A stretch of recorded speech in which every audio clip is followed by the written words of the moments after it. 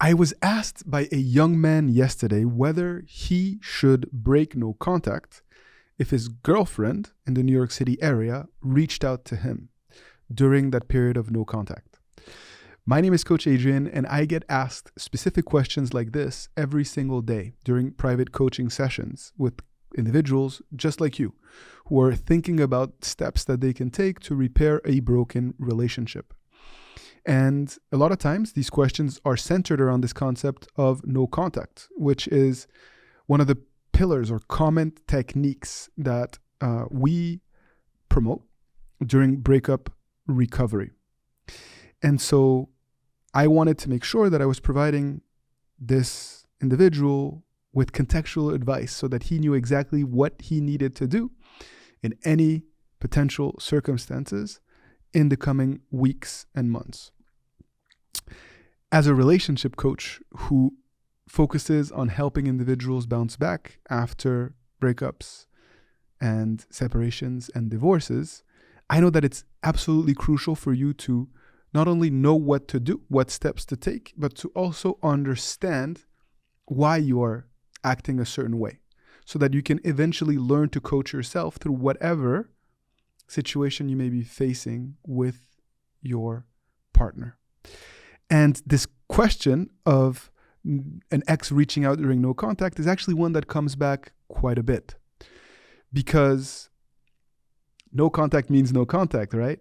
But at the same time, you need to use your head, and you need to make sure that you don't do something that will come off as rude, disrespectful, inappropriate, or insensitive, especially in times where you neglected your significant other, or in dynamics where your partner felt underappreciated, undervalued, and taken for granted. And so it's very important for you to always think critically, to detach yourself from your fears and from your emotions in order to make sure that your response is appropriate and based on the reality of the situations that you're facing. Never ever take a copy-paste, cookie-cutter approach to your breakup recovery. There's too much at stake.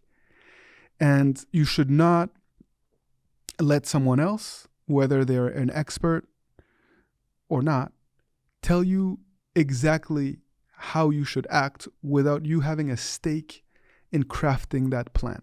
If you're not comfortable with a certain approach, not because you're afraid of losing your ex, but because it just doesn't feel right, then it is absolutely essential for you to tweak your plan.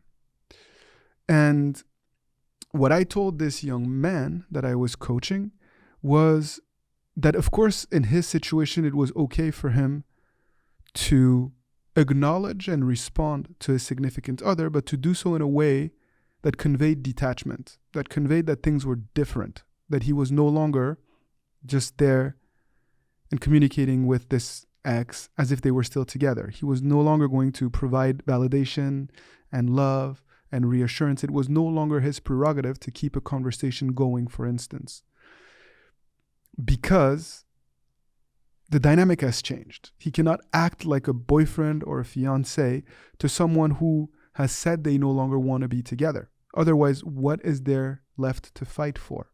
And it would not be staying true to himself. It would not be fair to himself.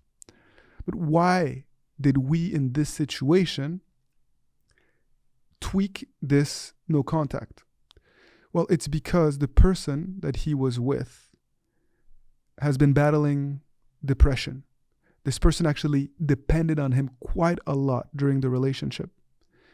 And it would feel cruel to just ignore someone who has been used to depending on him for her sanity, peace of mind, well-being, and happiness.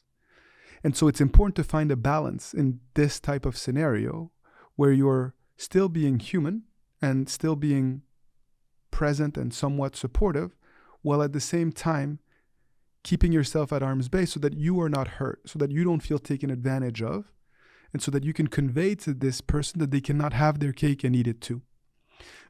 So it means, in this situation, being there without investing emotionally, being supportive without investing in the relationship as if you were a couple.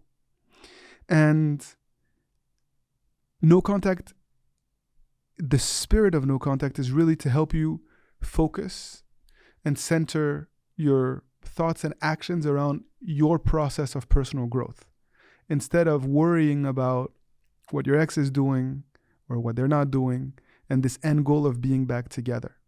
As long as you're able to take action and steps that are aligned with that spirit, it's fine.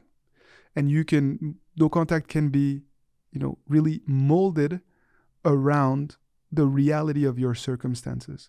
If you have children together, if you live in the same house, it's not realistic to expect to have zero contact with this person that you're coming out of a relationship with. So you need to ask yourself, how will I convey detachment? How will I make sure that I'm not taken advantage of? And some of that may mean changing your schedule or certain habits or the way that you communicate with the significant other in order to really be able to put some distance and for them to really start to see the impacts of their decision in reality, not just theoretically. And I think that this is a video of hope and one that can really help you to feel empowered on your breakup recovery journey, because I'm trying to convey to you that you are in control and that you don't have to just wait for others to tell you what to do or for your ex to provide you with a certain sense of validation. You can craft a plan that will feel empowering to you. And so as long as you're thinking about this from a place of detachment and with confidence, I believe that good things are to come. And I believe that good things will happen along the way. If this is helpful, please share that feedback with me in the comment section. If you have questions, share that. If it wasn't helpful, tell me why. Open to positive, constructive feedback. And if you really, really enjoyed it, please like the video so that you can fuel my fire and so that it can reach more and more people who may need those answers and this guidance. I am here to support you on your breakup recovery journey. I'm honored to play a small part. I am humbled to play a small part on your journey and at a time that is critical for your well-being and happiness. So thank you for your trust, and I hope to continue to be a part of your journey, whether it's through these videos, whether it's through our podcasts, whether it's through private coaching sessions, or even through our in-depth free private material that is accessible in the link below. My name is Coach Adrian, sending you lots of love.